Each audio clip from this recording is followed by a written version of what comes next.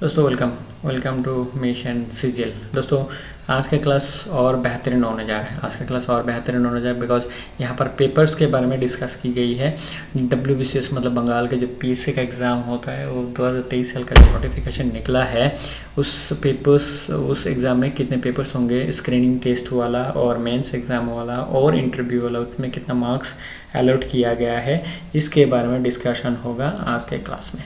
तो ये समझ में आ रहा होगा कि ये बहुत ही ज़्यादा इंपॉर्टेंट होने जा रहा है, महत्वपूर्ण होने जा रहा है बिकॉज इसमें प्रीलिम्स के बारे में और मेंस के बारे में और उसके एग्ज़ाम्स कितने पेपर्स होंगे, कितने मार्क्स होंगे, कितने से आपका सिलेक्शन होने वाला हो सकता है और मेंस में क्या पेपर रहेगा, उसमें क्या सिलेबस है, कैसे अटेंड करना है, इसके बारे में सारा डिस्कशन होने वाला है। तो you should get the point that how much it is important for you to know this details. Okay, आपको ये जानना बहुत ज़रूरी है एग्ज़ाम में बैठने से पहले बिकॉज ये है बेसिक्स नहीं जानना नहीं है आपके पास तो आप कैसे अटेंड करोगे। ओके, जो भी है ये जो एग्ज़ाम का पेपर है ये सिलेबस ऐसे बताया गया है।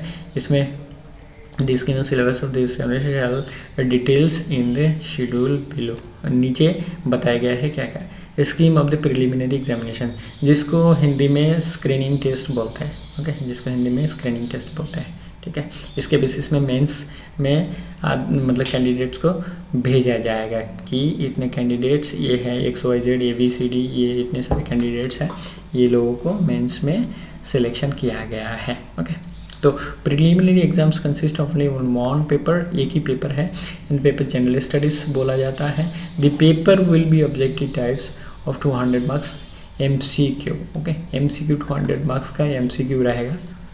ठीक है, MCQ रहेगा, आपको टिक मार्क करके, और बंगाल में टिक मार्क नहीं है, बंगाल में जो होल रहता है उसमें क्या करते हैं, उसमें ब्लैक पेन से हम ब्लैकिंग कर देते हैं। ओके, ब्लैकिंग कर देते। The paper will carry 200 marks and will be 2.5 hours, मतलब 2.5 घंटे की पेपर होगा। दोपहर को 12 बजे से शुरू होता है और दोपहर के 2:30 बजे तक ख़त्म हो जाती है paper. Okay, the standard of the paper will be level of knowledge as expected of graduate of any faculty of a recognised university, मतलब आप ग्रेजुएट होने के नाते जो आपको जानना चाहिए वही पेपर में रहेगी। ठीक है, इसमें 8 पेपर होंगे।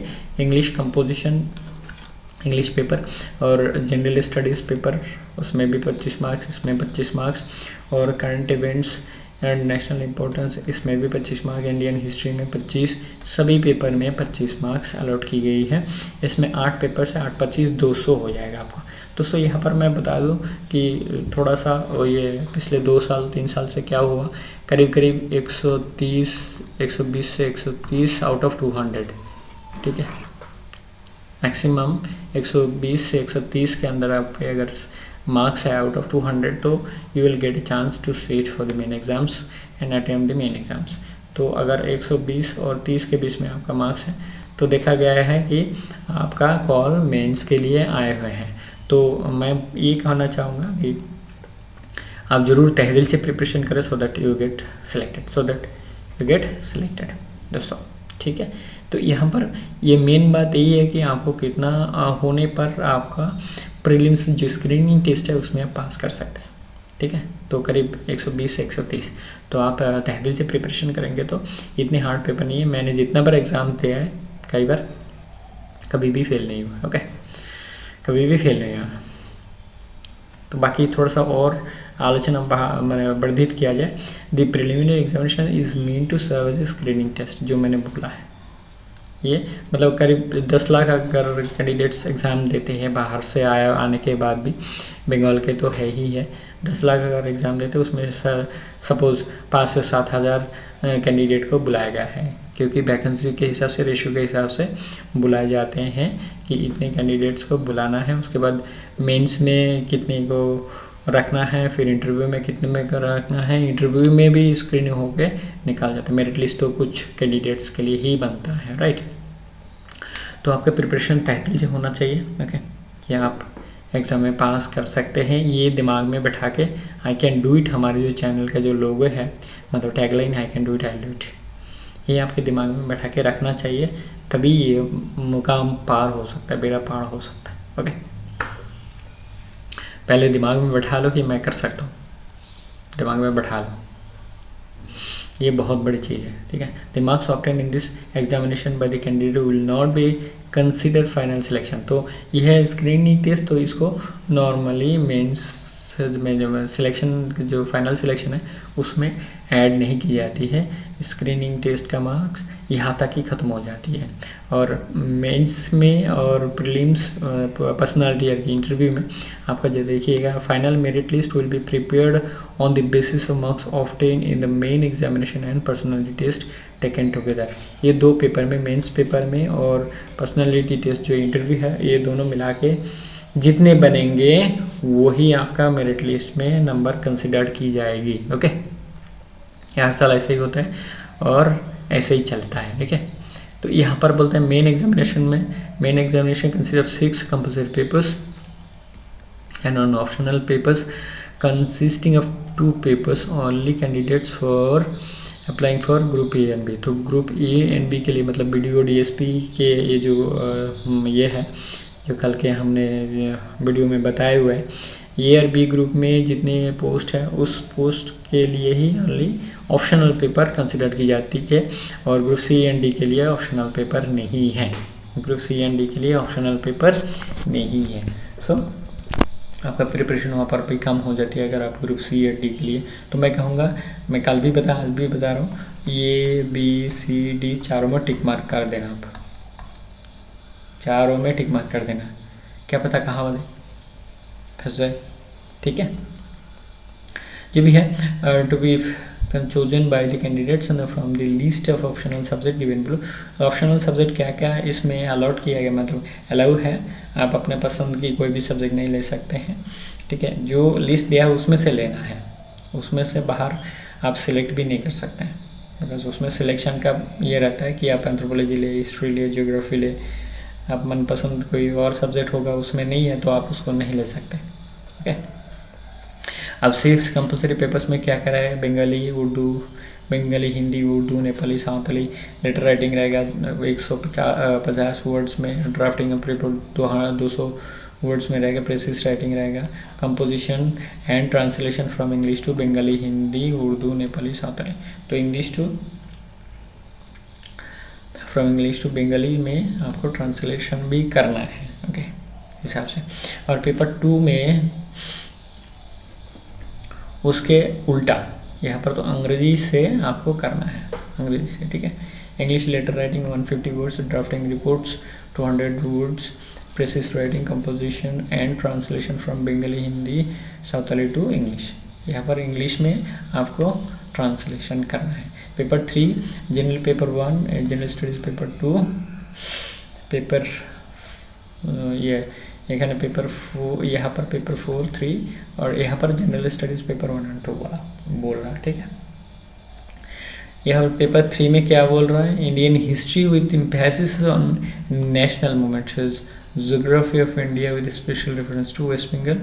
यहाँ पर पेपर 4 में बोला जा रहा है science and scientific technologies advancement, environment, general knowledge and current affairs. तो पेपर 4 में आपका करंट अफेयर्स रहेगा। ओके, करंट अफेयर्स रहेगा पेपर 4 में।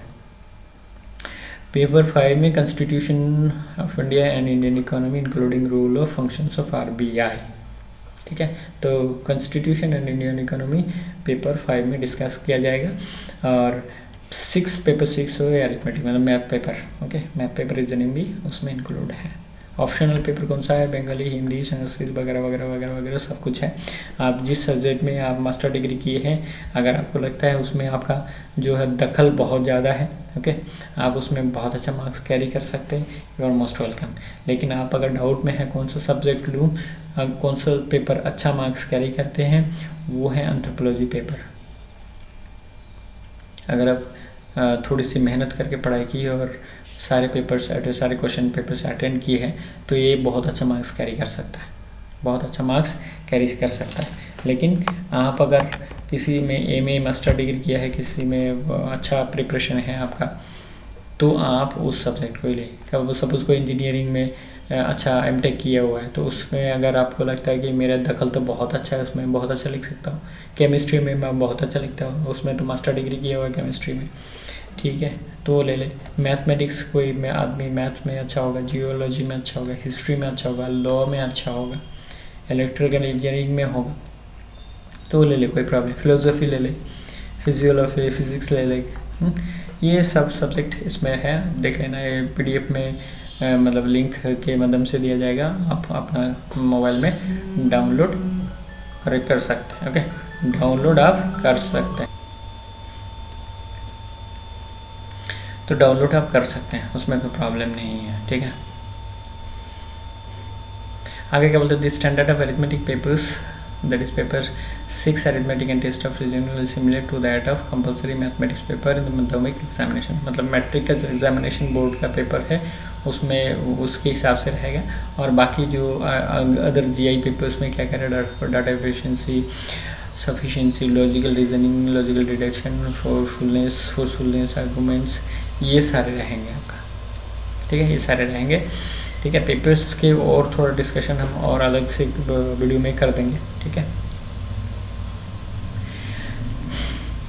यहाँ पर देखो, the two papers of optional subject will be of conventional type and standard of examination will be approximately that of the an honours degree examination as prescribed by the recognised Indian university except law, medical science and engineering science.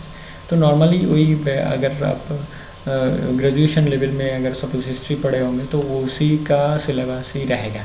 बाकी optional paper में आपका कौन सा paper में कौन सा subject, मतलब कौन सा विषय आपको पढ़ना है, वो नीचे मैं आपको दिखाऊंगा, ठीक है। Answer in all papers compulsory and optional except the language papers may be written either in English or Bengali unless otherwise directed in this rule। तो इंग्लिश और हिंदी में लिखा जा सकता है, ठीक है, कोई भी एक आप अगर हिंदी लिखते हो तो हिंदी में लिख सकता हूँ, कोई प्रॉब्लम नहीं, ओके, हिंदी में लिख सकता हूँ, unless otherwise directed in this rule। So answer in the following optional papers may also be written in Nepali. तो ये दो पेपर नेपाली में भी लिखा जा सकता है।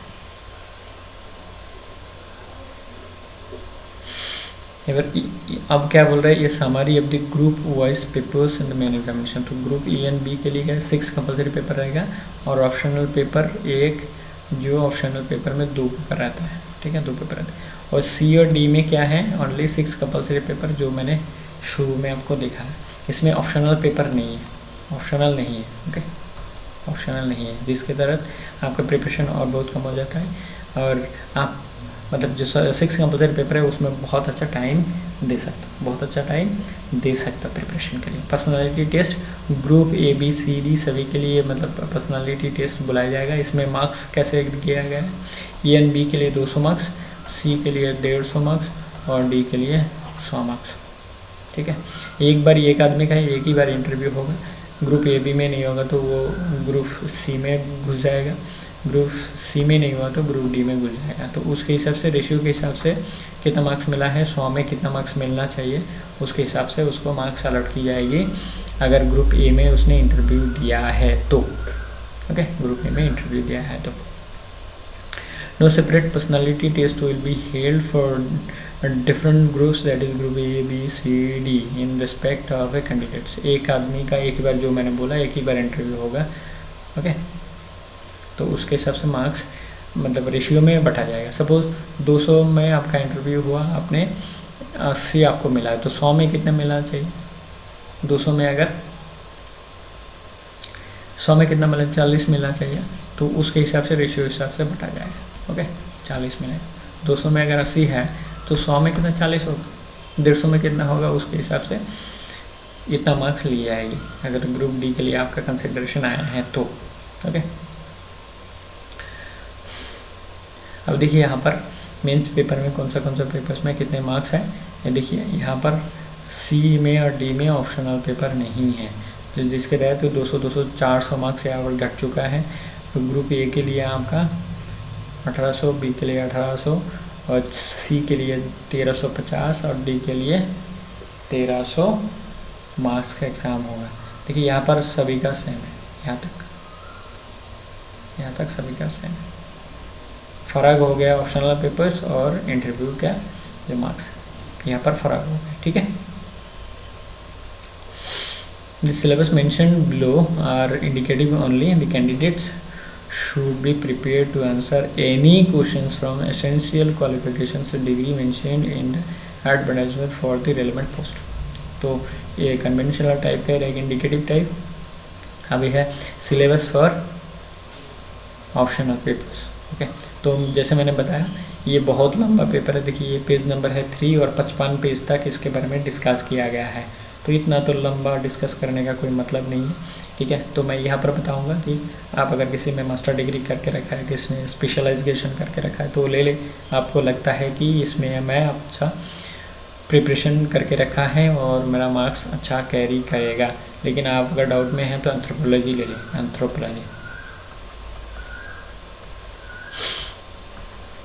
ले लें, ओके। एंथ्रो ले लें। एंथ्रो दिखा देता हूँ, थोड़ा ज़्यादा डिस्कस करके कोई फ़ायदा नहीं है, बहुत लंबा है। ये है आपका एंथ्रोपोलॉजी पेपर 1 एंड पेपर 2। इसमें ये सारे चीज़ रहेंगे। अगर आप अगर कोई बुक्स मतलब कल स्टेट जाते हो, कलकत्ता जाते हो तो वहाँ से भी ले सकते हो, पटना में भी मिलता है, सारी जगह मिलता है, ठीक है। तो मैं फिर से बताऊंगा दोस्तों, अगर आप किसी सब्जेक्ट में स्पेशलाइजेशन किया है, मास्टर डिग्री रखा हुआ है हिस्ट्री में, ज्योग्राफी में, तो ले ले। अगर आपको लगता है उसमें आप अच्छा मार्क्स कैरी कर सकते हो, लेकिन आप अगर डाउट में है कि क्या लूँ, तो anthropology is the best subject to carry marks. Anthropology is the best subject to carry marks. So your paper should be your choice, जहाँ पर आपका दखल ज़्यादा है और आप प्रिपरेशन अच्छी तरह से कर सकते हो, और आपका मार्क्स अल्टीमेटली क्या है, मार्क्स के ऊपर डिपेंड करता है, राइट। मेरिट लिस्ट के ऊपर डिपेंड कर, किसके ऊपर डिपेंड करेगा, मार्क्स। आप किसमें ज़्यादा मार्क्स ले सकते हो वो बहुत इंपॉर्टेंट है, ठीक है। तो इट डिपेंड्स ऑन यू,